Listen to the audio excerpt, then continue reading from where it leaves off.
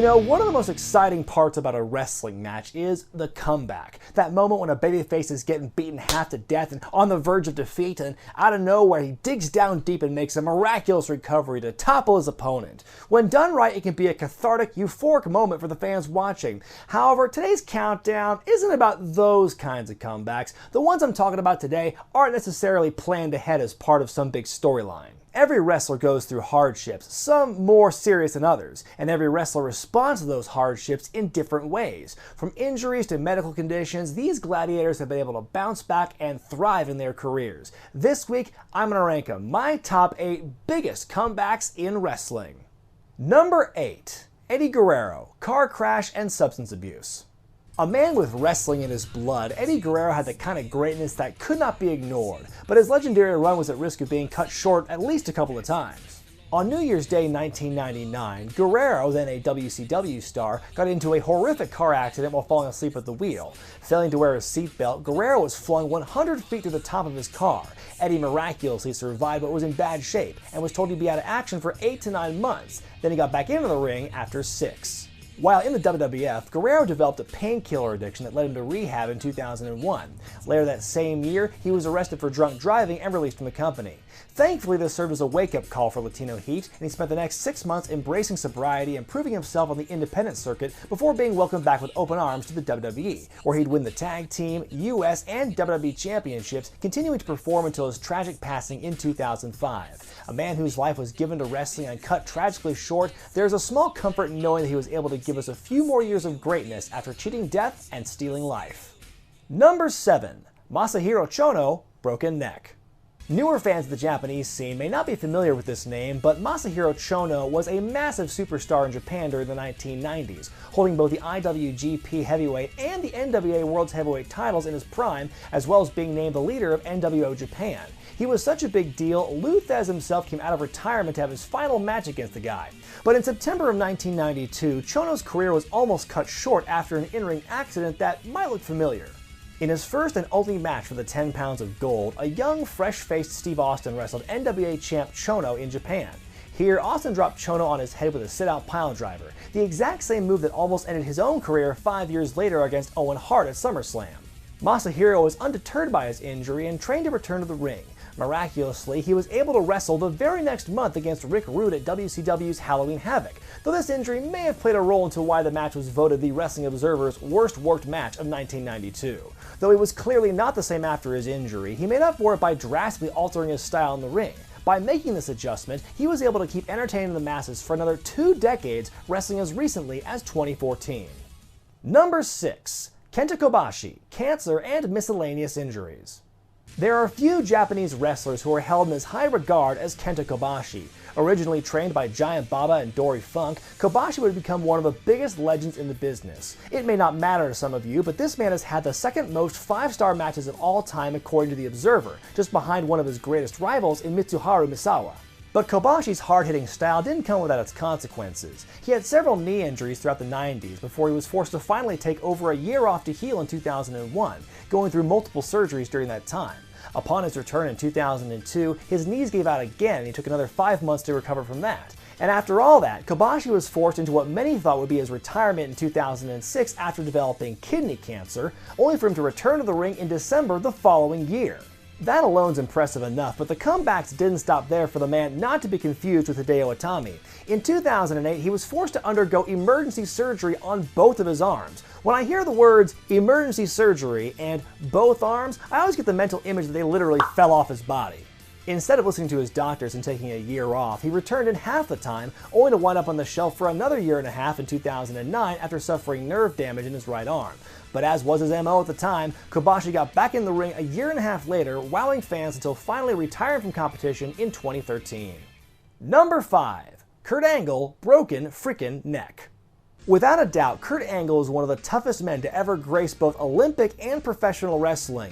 Breaking his neck during the 1996 Olympic trials, Angle gutted through his injury to win a gold medal for the US in Atlanta later that year. After debuting for the WWF in late 1999, Kurt would rack up an impressive collection of injuries of varying degree. But in 2004, his neck would once again become an issue. After almost being written out of the match entirely, Kurt had an unforgettable encounter with Brock Lesnar for the WWE title at WrestleMania 19. Immediately following, Angle underwent emergency surgery to address a number of issues, including nerve and spinal damage, calcium buildup, bone spurs, and damaged discs. It was considered an unconventional surgery, one that would avoid a neck fusion and cut his recovery time from 1 year to 3 months. This particular surgery was first made famous in the world of wrestling by Scott Hall. Now I'm just throwing it out there, but I'm not sure I would have gotten medical advice from Scott freaking Hall pre-DDP Yoga. 9 months after returning to the ring and after another show stealer against Eddie Guerrero at Mania 20, Kurt had to temporarily bow out of action once again to address his neck issues. Angle's neck injury would pop up again occasionally for the rest of his career, most notably during his run as the leader of the Main Event Mafia in TNA. But despite that setback, Angle was able to entertain without missing a step, collecting multiple world championships along the way and even beating his own addictions, eventually returning to WWE on a limited wrestling schedule. Number 4. Shawn Michaels, back injury and substance abuse. Shawn Michaels is almost universally regarded as one of the best in-ring talents of the last 30 years, and that was before his career was put on hold in 1998. During his casket match with The Undertaker at that year's Royal Rumble, HBK famously injured his back after hitting the corner of the casket, herniating 2 discs and completely crushing another one. Michaels would go on to win the match but was unable to perform for the next couple of months, gutting it out to drop the WWF Championship to Steve Austin at that year's WrestleMania. Michaels was forced into retirement after the title loss and spent 4 years on the shelf. Though he'd make sporadic appearances as the WWF commissioner, his history of substance abuse, going all the way back to the late 80s, was still a major issue and sometimes impacted his on-air performance. Fast forward to 2002, when Michaels, now a born-again Christian and recovering addict, made his in-ring return to WWE at that year's SummerSlam in an incredible match against Triple H. What was originally billed as a one-time deal soon blossomed into another 8-year run with the company, where he'd win the world title in the first ever Elimination Chamber match and go on to have stellar bouts with guys like Triple H, Chris Jericho, Kurt Angle, Ric Flair, and The Undertaker. Had Shawn's career truly ended in '98, it would have been a great run, but would have ended far too soon. But after returning 4 years later, his time in wrestling went from great to truly legendary.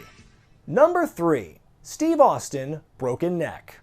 In the late 1990s, Stone Cold Steve Austin led the World Wrestling Federation into a golden age. If it weren't for his contributions to the WWF, the story of the company may have ended up very different than what it wound up being, which makes this particular setback so potentially devastating.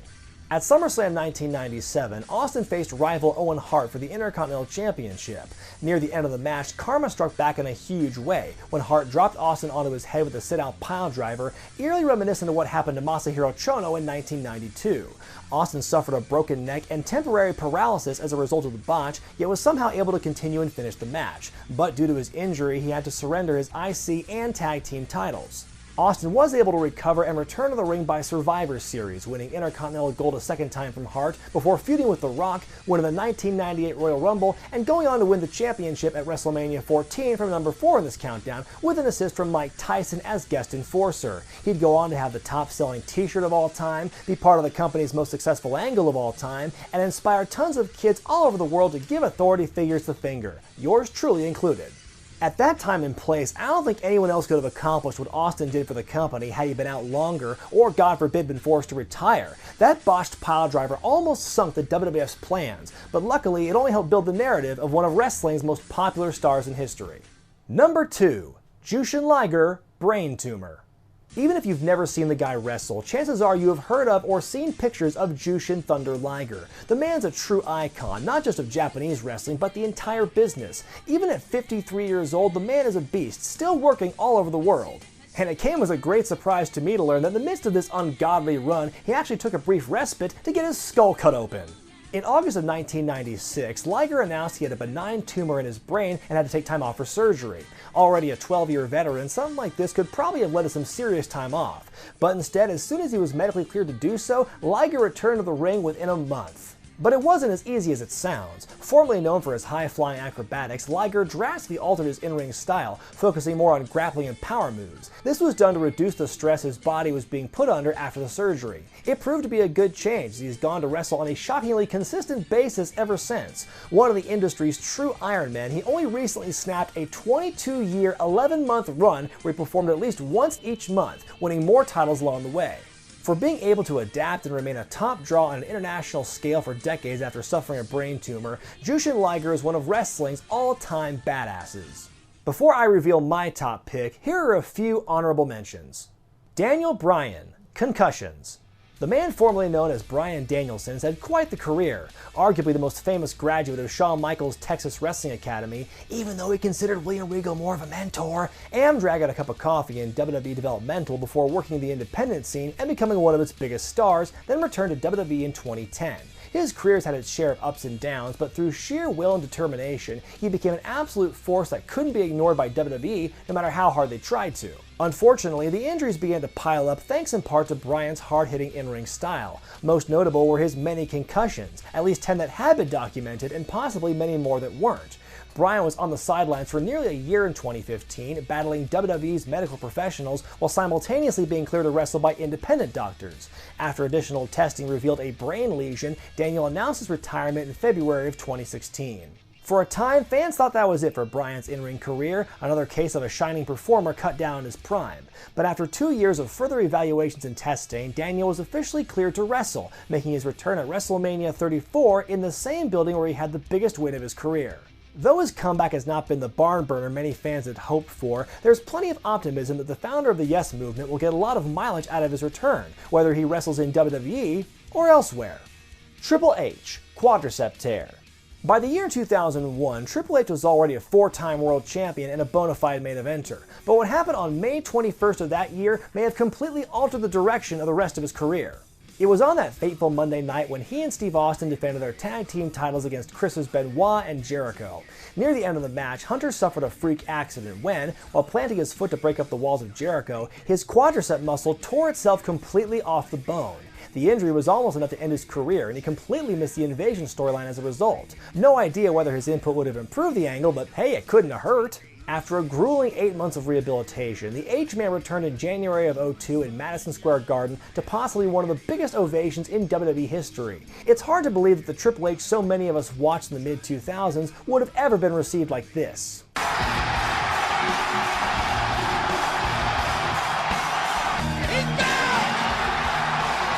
From then on, Hunter would win another 10 World and/or WWE Championships, many of which I covered some time ago, and now has a job for life as a McMahon and one of the company's top executives. Not bad. Hiroshi Tanahashi, stabbing. One of New Japan's biggest and brightest stars over the last several years, one of his biggest setbacks came very early in his career. In 2002, not too long after evolving out of his young lion phase in New Japan, Hiroshi Tanahashi was stabbed twice in the back by his former girlfriend, the result of a lover's quarrel. The woman, TV reporter Hitomi Hara, said she planned to kill Tanahashi and then herself, but was unsuccessful at both. Tanahashi would be out of action for 4 months as a result of the injury, though the news of the stabbing spread like wildfire in Japan, creating a huge buzz for his eventual return. And when he did return, well, he'd only go on to win the IWGP Heavyweight title a record 7 times, win their Intercontinental title twice, win about a dozen other championships and accolades, and tear the damn house down with opponents like Kazuchika Okada, Shibata, Shinsuke Nakamura, and Tetsuya Naito. The man is still going strong today as one of Japan's biggest stars. So just ask Tanahashi and John Cena. Getting stabbed can do wonders for your career. And my pick for the greatest comeback in wrestling is Ric Flair plane crash. Why? Because fucking plane crash! On October 4th, 1975, a twin-engine Cessna took off from Charlotte and headed to Wilmington, North Carolina. A young Ric Flair, along with Tim Woods, Johnny Valentine, Bobby Bruggers, and promoter David Crockett were inside.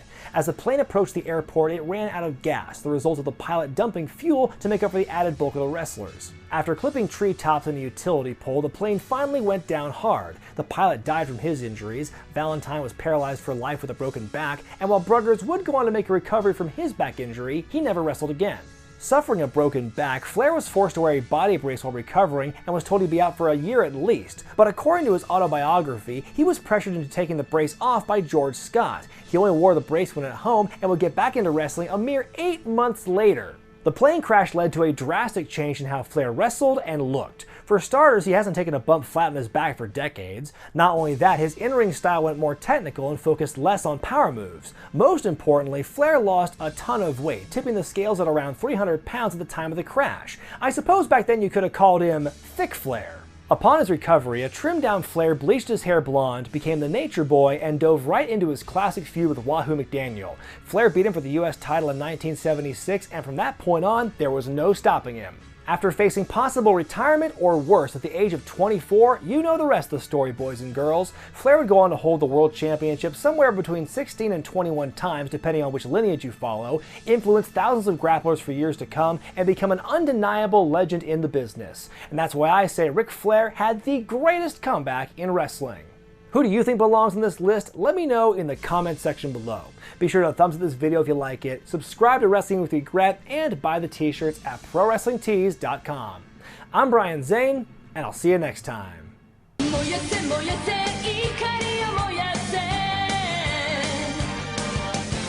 走れ走れ明日走れ